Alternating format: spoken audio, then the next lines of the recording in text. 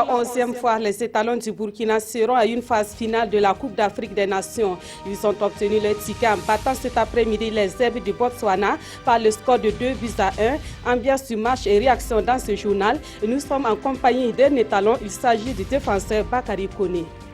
Nous sommes dimanche et nous consacrons le grand format de ce journal au mariage et ses implications dans la société burkinabé. Pour de nombreux jeunes, le mariage n'est plus une priorité. À côté de cela, on apprend que le nombre de divorces est de plus en plus croissant dans nos juridictions. On en parlera avec le directeur général de la famille. En religion, Mère Thérèse a été canonisée ce dimanche par le pape François. Des milliers de fidèles catholiques ont assisté à l'événement à la place Saint-Pierre. Cette canonisation intervient 19 ans après la mort de celle qui a consacré sa vie à des actions de charité. Bonsoir, merci de suivre ce 20h. Les étalons ont décroché leur ticket qualificatif pour la CAN Gabon 2017.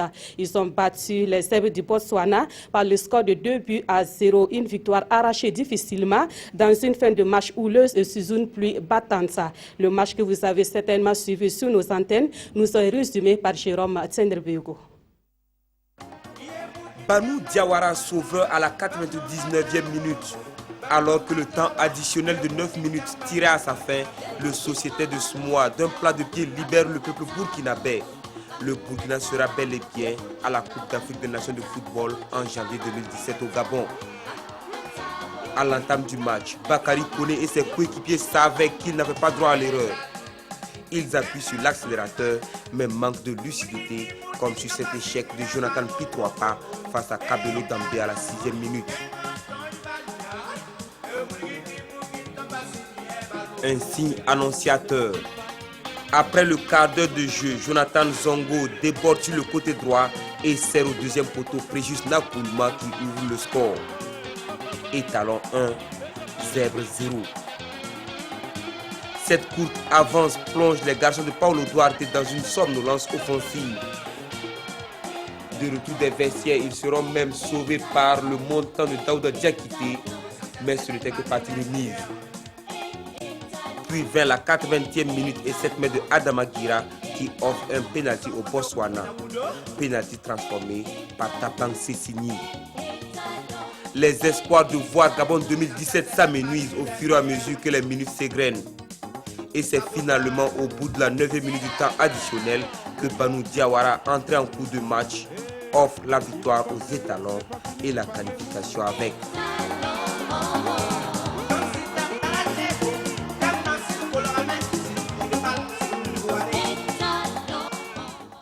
On va à présent écouter quelques réactions après ce match qui consacre la qualification des étalons à la CAN 2017.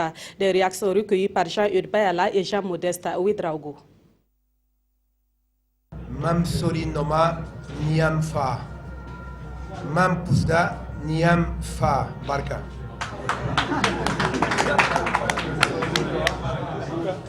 Franchement, je pense qu'aujourd'hui, je me sens dans la plénitude. Diagramme, Burkinabé sont forts. Et cette qualification, c'est la preuve de tous les autres matchs qu'on a passés. Et tous les matchs qui c'est pas normal. Chaque match qu'on prépare, une équipe, il a 5 ou 6 titulaires absents. C'est une mauvaise chance, c'est une mauvaise période, mais la réponse est là. Le sommet du Burkina, c'est trop dit, puisque c'est pas moi seul qui ai marqué, c'est pas moi seul qui ai travaillé. C'est toute l'équipe, c'est tous mes camarades qui ont bossé dur jusqu'à la 90e minute. Toute la nation, même les supporters ont fait des partitions. Si j'ai eu la chance de marquer le deuxième but, ça ne veut pas dire que je suis le seul sauveur. En 2012, nous nous sommes qualifiés dans des situations pareilles, semblables. Tout était à la limite du copier-coller. Et nous sommes allés en finale. Cette fois-ci, nous allons remporter la coupe. Donc ça veut dire que là où je suis actuellement, là, vraiment c'est la joie qui m'anime. Et comme annoncé, j'ai à mes côtés un de ceux qui ont assuré cette qualification. Il s'agit de Bakary Koné, défenseur de l'équipe des étalons et capitaine lors du match de ce soir. Bonsoir Bakary Koné. Bonsoir. Merci d'être là sur notre plateau. Alors, comment vous avez vécu ce match-là contre les Zèbres du Botswana? Avec beaucoup d'émotion, comme le supporter vient de le dire. C'est la deuxième fois que j'ai eu la chance de vraiment participer à ce genre de match. Et surtout avec ce public qu'on avait qui était vraiment chaleureux, qui nous a soutenus jusqu'au bout. Franchement, pour moi, c'est quelque chose de merveilleux que je n'oublierai jamais dans ma carrière. Alors, on était tous enthousiastes jusqu'à l'égalisation par l'équipe botswanaise. Et dans quel état d'esprit vous étiez avant le but libérateur, si on peut dire ainsi? Bien sûr qu'on était un peu inquiets, mais on s'est préparé pour ce match durant 10 jours. Et avant le match, j'avais discuté avec mes coéquipiers et je les avais dit que ce match n'allait pas être facile parce que tout le monde pense qu'il allait être facile. Donc, il fallait rester concentré durant les 90 minutes, quel que soit ce qui arrive. Et malheureusement pour nous, on a encaissé un but sur penalty et on s'est ressaisi pour pouvoir revenir vraiment au score et avoir cette qualification parce que c'était très important pour nous. D'accord. Les conditions climatiques étaient difficiles, un soleil ardent vers 14 h, la pluie après. Est-ce que ces conditions n'ont pas joué sur votre prestation? Bien sûr, on a fait une première mi-temps, une bonne première mi-temps et après la deuxième mi-temps a été compliquée avec beaucoup de changements. C'est dans cette période qu'on a encaissé un but. Je pense qu'il y a un petit doute qui s'est installé après. Et dans cette période-là, il n'y a pas de tactique. Le coach, il a beau dire ce qu'il veut. C'est l'envie de vraiment gagner. Et vu le monde qu'il y avait au stade, toute la population burkinabé qui nous soutenait. Et franchement, j'aimerais dire merci aux supporters qui nous ont vraiment soutenus ce soir. On a senti vraiment toute la population derrière nous. Et c'était de notre devoir vraiment de leur donner cette joie-là. Alors, Bakary Koné, en 2012, on a eu une qualification difficile et malgré cela, on était vice-champion d'Afrique. Est-ce qu'on peut s'attendre au même parcours, sinon mieux? Comme on l'a dit, les choses se répètent. Et si on peut répéter la même chose qu'en 2013 et remporter la coupe, ça va être encore une grande joie pour toute la population. Et c'est mon choix aussi. Maintenant, je vais participer à ma 5e CAN. Donc pour moi, remporter cette CAN aussi, c'est très important pour nous. Surtout rendre heureux la population, oui.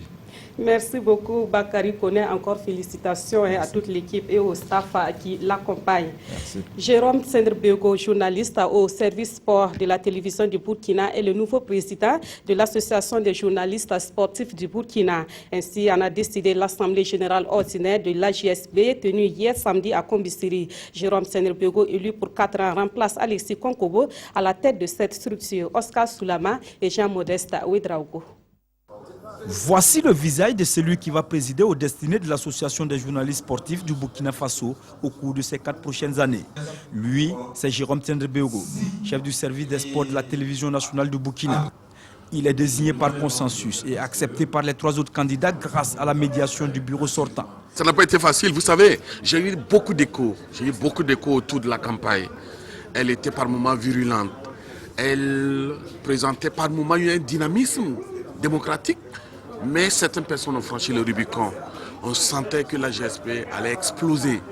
Comme je le dis, il fallait faire en sorte que cette explosion n'existe pas. C'est ainsi que j'ai travaillé souterrainement à travers des contacts avec les différents candidats pour les amener autour de la table, pour échanger avec eux, pour faire ressortir un bureau de conseil. Par acclamation, l'Assemblée a validé le mandat du nouveau bureau. Ainsi, Salifou Guigima accepte le poste de vice-président. Lassina Sawadogo prend celui du secrétaire chargé aux relations extérieures. Bakary Ouedraogo est lui secrétaire adjoint à la communication. Christelle Paré, l'unique femme présente à l'Assemblée générale, occupe le poste de trésorière. Après plus de 2 décennies passées à la tête de la GSB, Alexis Konkobo passe le témoin à Jérôme Tsendre-Bégo.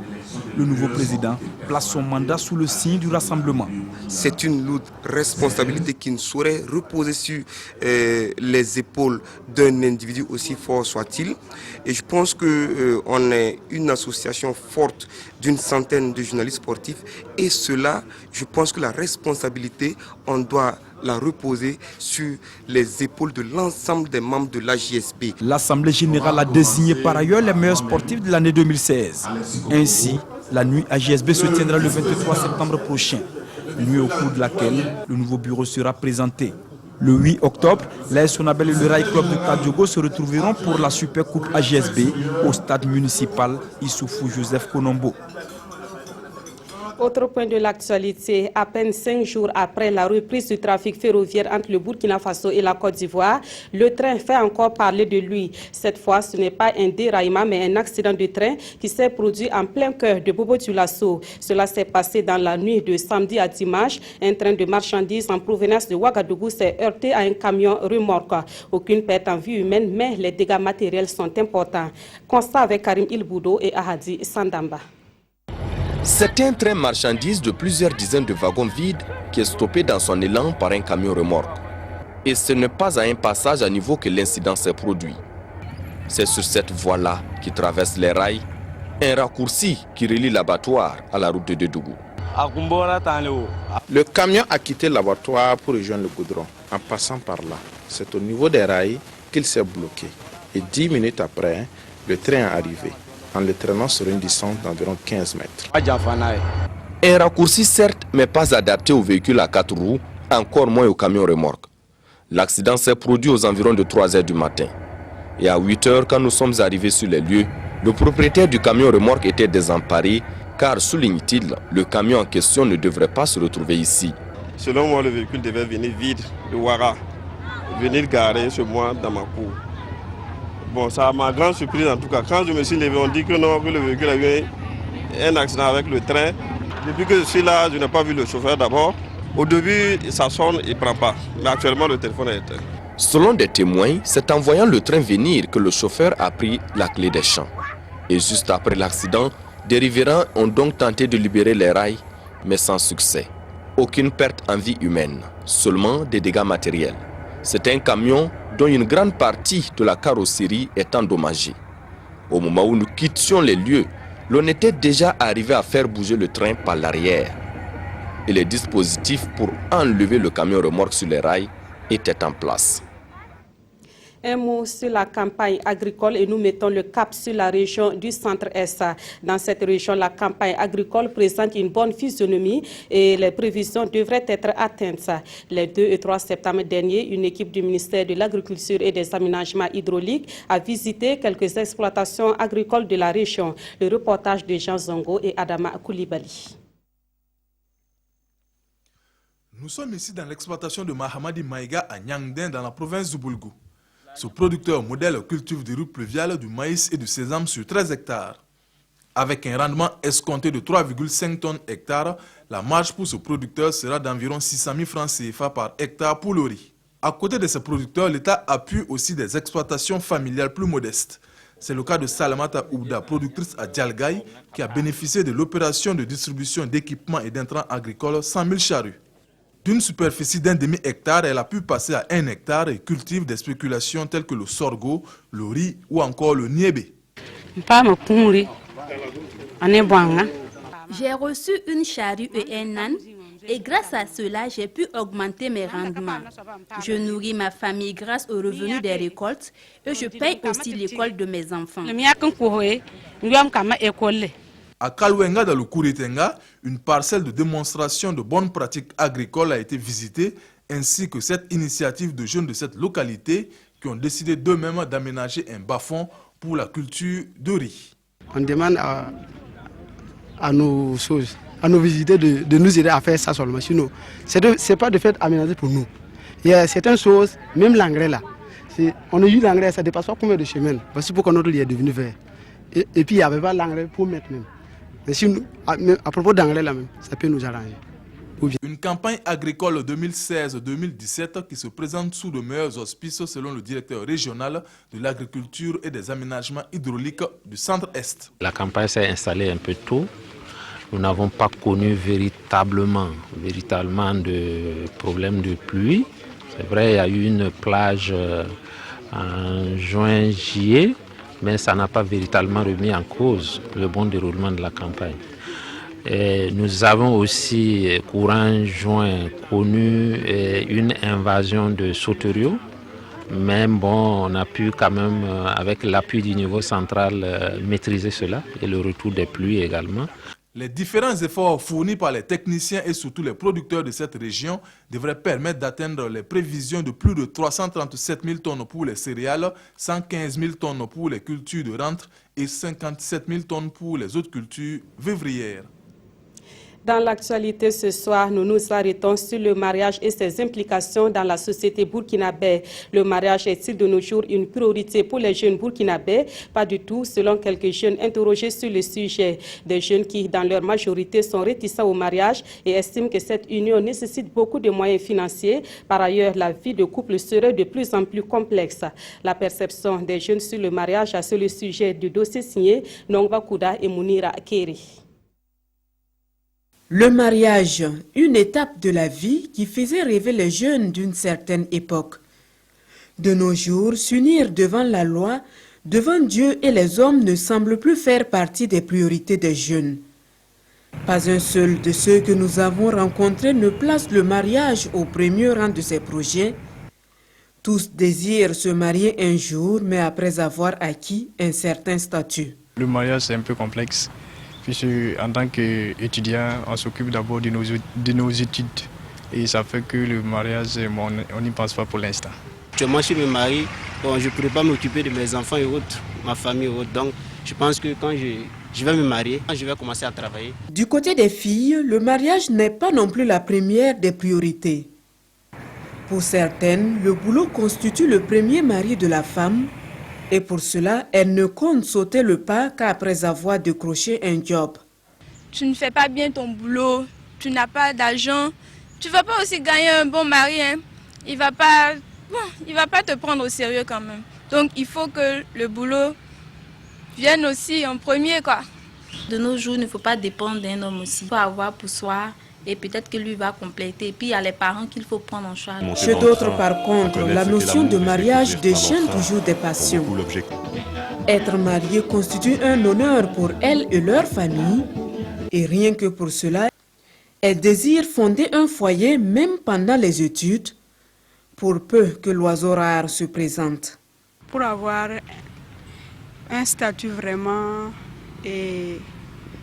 appréciable, être respecté par ton entourage et avoir des enfants et une famille pour gérer. Si autrefois le mariage était considéré comme le socle de la famille, il n'est pas rare aujourd'hui de voir des foyers se fonder sur la base du concubinage. Là-dessus, certains tentent une explication. Le concubinage, comme le divorce, ce sont des faits de société qui font partie, et j'allais dire peut-être de cette vie moderne-là, c'est l'évolution qui peut-être le veut. Et je crois que c'est une dégradation de la vie. Parce que le concubinage, pour les jeunes, je crois qu'il faut s'essayer, il faut voir d'abord, il faut attendre. Attendre quoi? À ce jour, il n'y a pas encore de statistiques à même de nous situer sur le nombre de mariages célébrés à travers le Burkina annuellement. Difficile donc de se faire une idée précise de l'évolution de la situation. Et pour ceux qui ont choisi de le faire, une chose est de se marier, une autre est de rester marié. À côté des cérémonies de mariage souvent organisées de façon pompeuse, un phénomène sévit de façon discrète. Il s'agit des divorces dont le nombre est devenu inquiétant au Burkina Faso. 140 cas de divorce en 2015 et déjà 171 cas pour l'année en cours dans le seul tribunal de grande instance de Ouagadougou. Plus de précisions dans ce dossier signé Konsun Koulibaly et Maïmouna Traori. Ces scènes de réjouissance, on en voit dans les rues de Ouagadougou les jeudis et surtout les samedis. Mais quand les convives festoient tout en souhaitant le meilleur au couple, elles sont souvent loin de s'imaginer que pour une boutique, le pire puisse arriver. L'amour fait place à la haine et le foyer se disloque. Un couple qui s'est marié et puis c'est dans aller saluer les parents là. Le mari qui dit à la madame, voilà, viens, on va aller saluer les parents, et elle aussi a dit que non, bon, c'est pas comme ça se fait. Et dans ça, madame est rentrée chez elle et c'est fini. Après, ils sont venus pour le divorce. Ça veut dire qu'ils n'ont même pas pu vivre un mois ensemble. Et le phénomène va grandissant. En 2015, le tribunal de grande instance de Ouagadougou a prononcé 140 divorces. Pour 2016, rien que pour les 8 premiers mois, il en a déjà prononcé 171. Et la juge Kaboré a encore à elle seule une quarantaine de dossiers à examiner. Les causes principalement, la vie commune est devenue intolérable, l'adultère, les sévices, voilà, les injures. Il y a des couples même qui se donnent des coups devant le juge. Hein. Il y a la fuite de responsabilité. le manque de communication et de dialogue. Pour le choix aussi du conjoint, les gens ne font pas attention à ça. Il y a deux types de divorce, le divorce par consentement mutuel et le divorce contentieux. Dans les deux cas de figure, le juge chargé du dossier joue d'abord au médiateur. En cas d'échec de réconciliation du couple, la procédure est engagée et le divorce prononcé. Mais au-delà de la dissolution du mariage, il y a les conséquences psychosociales. Les premières victimes dans le divorce, c'est bien sûr les enfants. Pour une femme qui quitte son foyer, sur le plan psychologique, elle est touchée. On rencontre qu'il y a d'autres qui sont déprimés, il y a des gens qui deviennent carrément folles, il y a d'autres au fil des ans qui en meurent, etc. Il y a beaucoup de femmes qui ne supportent pas le regard de la société et elles sont plus facilement acceptées. Les conséquences sont lourdes et parfois difficiles à surmonter, confie Suzanne Ilboudo. C'est pourquoi elle invite les couples au dialogue, au respect mutuel et à la tolérance. Pendant qu'ils sont en train de se courtiser, ils n'ont qu'à prendre le temps de bien se connaître et de rechercher surtout l'amour et l'affection en lieu et place de l'argent et du matériel. Je voudrais demander aux parents de revoir l'éducation des enfants. Le respect de l'autre ne fait plus la loi, or il faut le respect dans le couple. Sinon, à la longue, on se demande si le mariage encore aura sa valeur d'antan. Le mariage aura-t-il encore sa valeur d'antan? La question reste posée et la croissance exponentielle des cas de divorce inquiète. Notre invité pour aller plus loin sur le sujet du mariage et des divorces est le directeur général chargé de la famille, un service qui relève du ministère de la Femme, de la Solidarité nationale et de la famille. Bonsoir, Monsieur Ourobié Eric Koulibaly. Bonsoir, Madame Kaoré. Merci d'avoir accepté notre invitation. Tout d'abord, quelle est votre réaction à la suite du reportage qui fait ressortir l'ampleur des cas de divorce au niveau du Burkina Faso? Merci, Madame Kaoré. Je voudrais, à l'entame de mes propos, qu'il me soit permis, au nom des premiers responsables du ministère de la Femme, de la Solidarité nationale et de la famille, vous remercier et remercier toute l'équipe de la radio-télévision diffusion du Burkina Faso, section TV, pour l'opportunité qu'il nous offre d'échanger sur cette question assez préoccupante.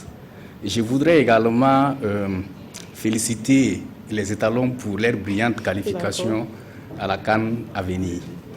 Alors, par rapport au reportage que nous venons de suivre sur l'ampleur des cas de divorce au Burkina Faso, je voudrais dire que véritablement, c'est un phénomène qui est préoccupant aujourd'hui. Il est préoccupant parce que vous avez vu que dans ce reportage, il a beaucoup été question des conséquences que ce mariage-là a. Non seulement ce divorce-là a, non seulement sur les conjoints eux-mêmes, mais surtout sur les enfants. Cela nous interpelle en tant que structure chargée de la mise en œuvre de la politique du gouvernement en matière de famille, en ce sens qu'il est communément admis que c'est le mariage, c'est la famille basée sur le mariage qui constitue le socle de la société, alors que le divorce vient mettre un peu en péril ce socle de la société-là. Cela nous interpelle parce qu'il va falloir forcément développer des actions pour accompagner davantage les familles, pour accompagner davantage les conjoints lors de la préparation du mariage.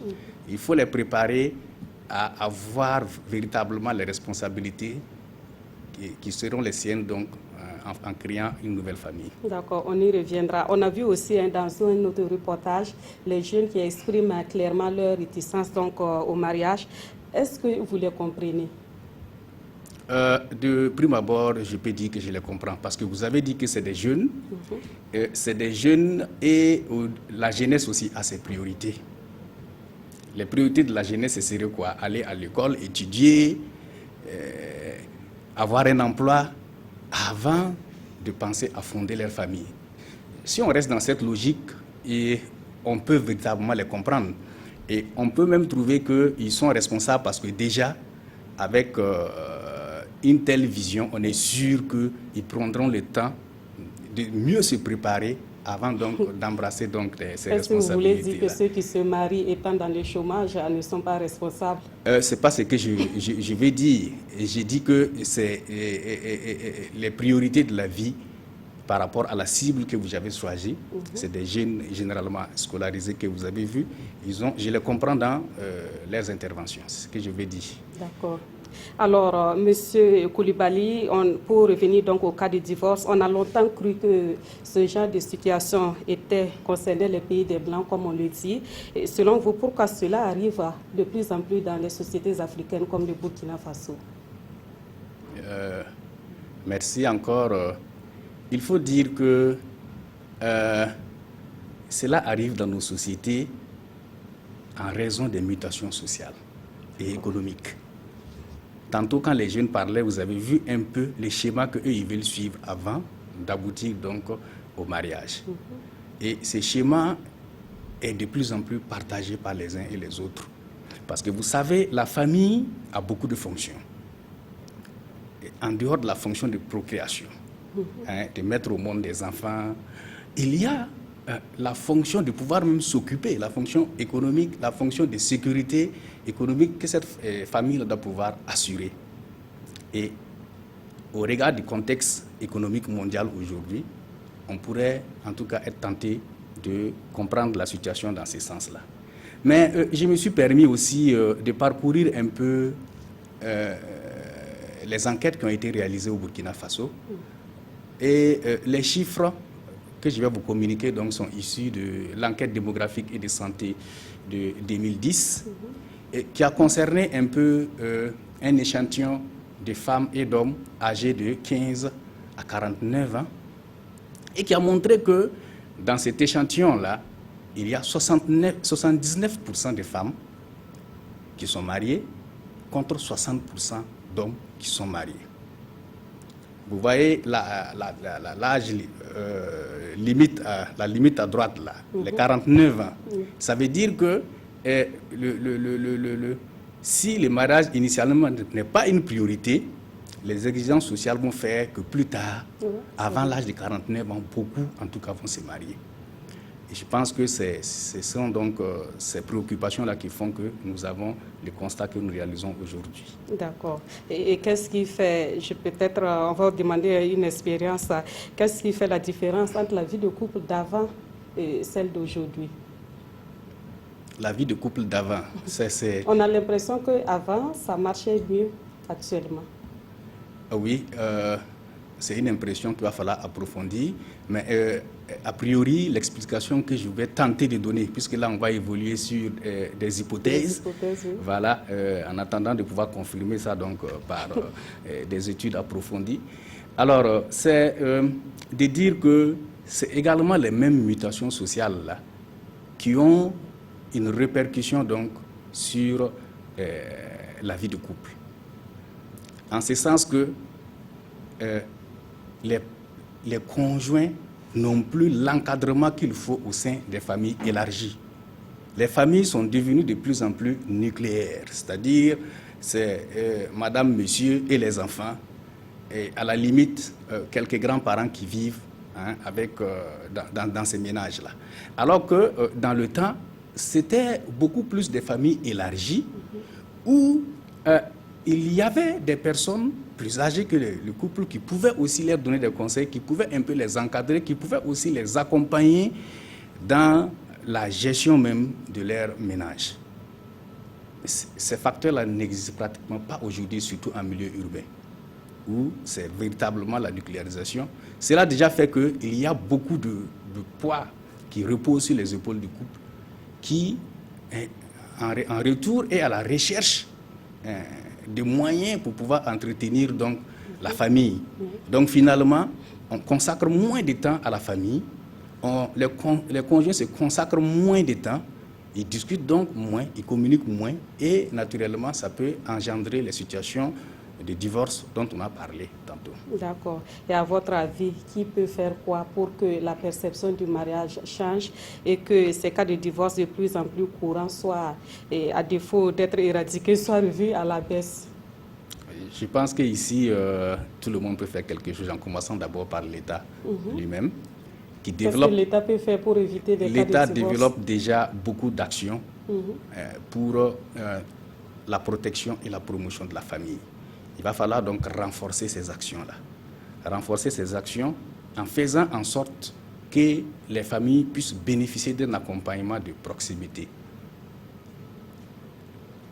Par exemple, la création d'écoles dans les quartiers où les nouveaux couples aiment aller s'installer, parce que ça, c'est une conséquence de la nucléarisation. Dès que les gens se marient, ils quittent la grande famille pour se retrouver dans leur petite famille entre griffes.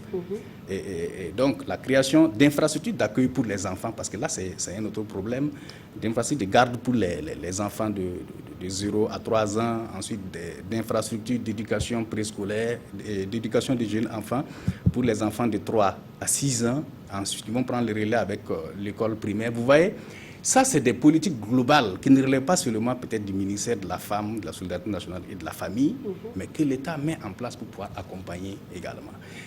En dehors de ça, il faut créer de véritables mesures de protection sociale de la famille. Protection sociale en ce sens que, avec l'environnement économique, un membre du couple peut se retrouver en difficulté. Il va falloir pouvoir véritablement l'accompagner pour qu'il puisse contribuer toujours à la gestion du ménage, contribuer aux frais du ménage. Voici quelque peu les stratégies que l'État peut développer. Mais est-ce que c'est ce qui manque réellement et qui engendre ces cas de divorce qu'on constate de plus en plus? Est-ce que le problème ne réside même pas au sein des couples eux-mêmes? Oui, j'en arrivais justement, puisque je cite un peu le rôle des acteurs et j'ai commencé par le rôle de l'État. Voilà. Et ça, c'est vraiment au niveau national, global. Et quand on va en arriver au rôle, par exemple, de la famille, elle a aussi un rôle assez important d'accompagnement des enfants qui ne sont pas encore mariés. Il faut pouvoir leur donner l'éducation qu'il faut, il faut pouvoir leur donner les valeurs qu'il faut de pardon, de tolérance et de compréhension. C'est ça qui va leur permettre, quand ils vont créer un couple, là, de pouvoir véritablement discuter et de pouvoir résoudre les problèmes sans en arriver aux solutions extrêmes. Voilà. Là, on comprend qu'il faut mettre l'accent sur l'éducation familiale. Il faut mettre l'accent sur l'éducation familiale, et y compris les conjoints, leur offrir aussi les services qu'il faut pour les préparer au mariage, les préparer à la naissance du premier enfant. Voilà, il y a des étapes de vie pour lesquelles il faut pouvoir accompagner les couples pour qu'ils puissent faire face donc à leurs responsabilités. Merci beaucoup, Monsieur Ourobé Eric Koulibaly. Je rappelle que vous êtes le directeur général, la chargée de la famille au sein du ministère de la Femme, de la Solidarité nationale et de la Famille.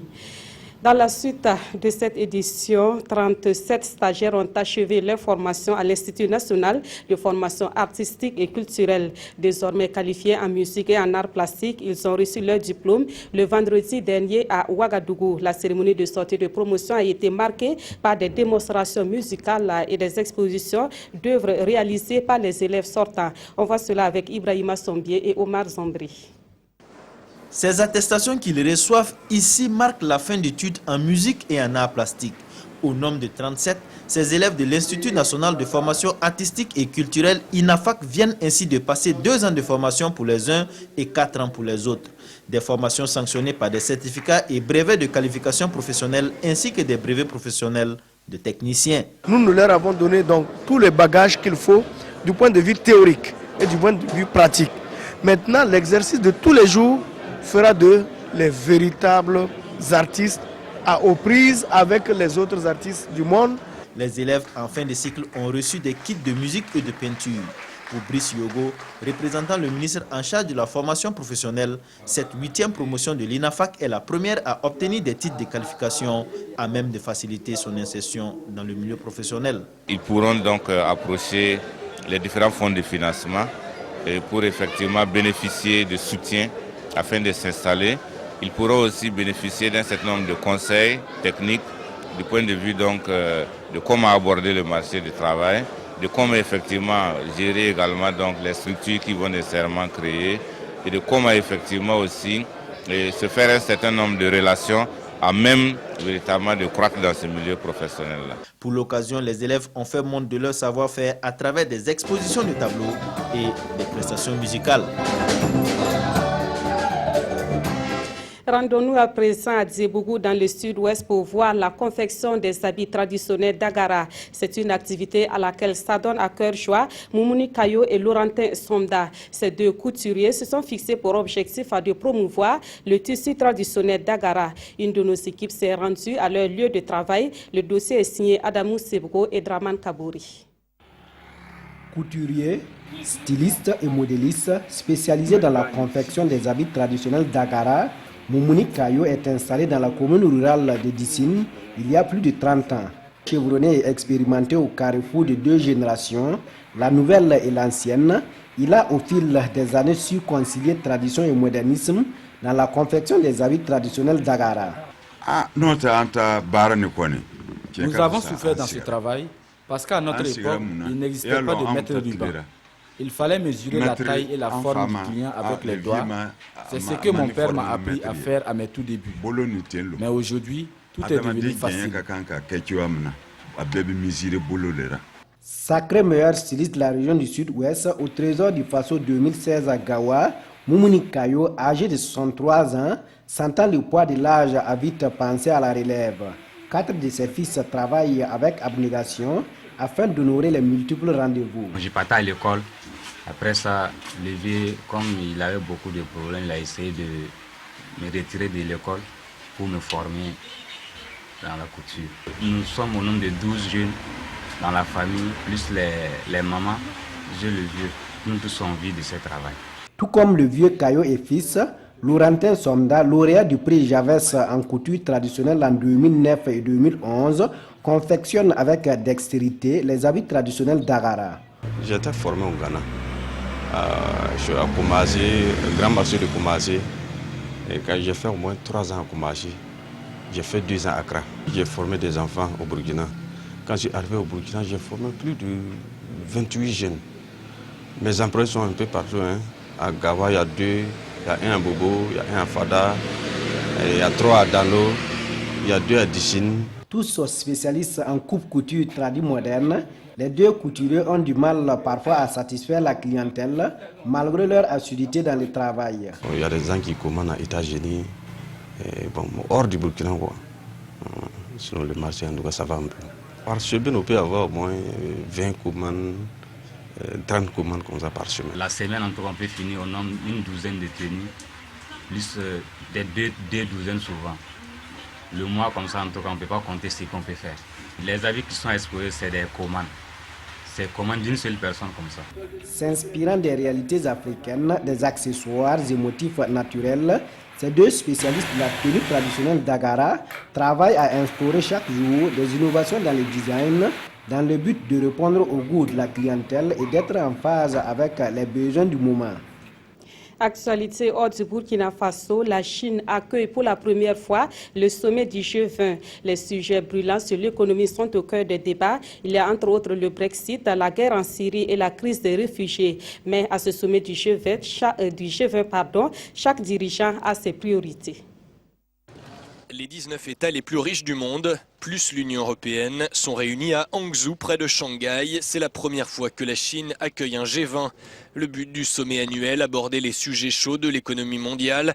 Menaces liées au Brexit, croissance mondiale plus faible que prévu, TAFTA, guerre en Syrie, crise des réfugiés, les sujets ne manquent pas.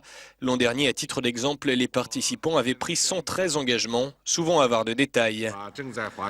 À chaque dirigeant ses priorités, celle de François Hollande pour le dernier G20 de son quinquennat, la lutte contre le financement du terrorisme, la lutte contre les paradis fiscaux et la ratification de l'accord de la COP21. Le président français s'est d'ailleurs félicité de la ratification avant le G20 de l'accord de Paris sur le climat par la Chine et les États-Unis, les deux plus gros émetteurs de CO2 de la planète. En religion, Mère Thérèse a été canonisée ce dimanche à 19 ans après sa mort. La religieuse mondialement connue pour son engagement en faveur des pauvres a été canonisée par le pape François à la place Saint-Pierre ce matin. Des milliers de fidèles catholiques ont assisté à l'événement. Les yeux de 100 000 catholiques rivés sur la basilique Saint-Pierre du Vatican, où était dressé ce matin le portrait de Mère Teresa. La religieuse mondialement connue pour son dévouement en faveur des pauvres a été canonisée par le pape François 19 ans après sa mort. C'est à cet instant que Mère Teresa, surnommée la Sainte de Calcutta, est devenue officiellement une sainte. Beatam Teresiam de Calcutta, Santam, in nomine Patris et Filii et Spiritus Sancti. Amen. Née en 1910 à Skopje, Mère Teresa a fondé à 40 ans les missionnaires de la charité à Calcutta, en Inde. Icône planétaire de la charité, elle reçoit le prix Nobel de la paix en 1979. Globalement adorée, cette opposante à l'avortement, à la contraception et au divorce est également critiquée pour le manque de médicalisation des dispensaires et son refus de s'attaquer aux racines de la misère. Mère Teresa avait été béatifiée par Jean-Paul II, qui l'a qualifiée d'infatigable bienfaitrice de l'humanité. C'est la fin de ce journal sur la RTB. Merci de l'avoir suivi. Très bonne soirée à notre compagnie.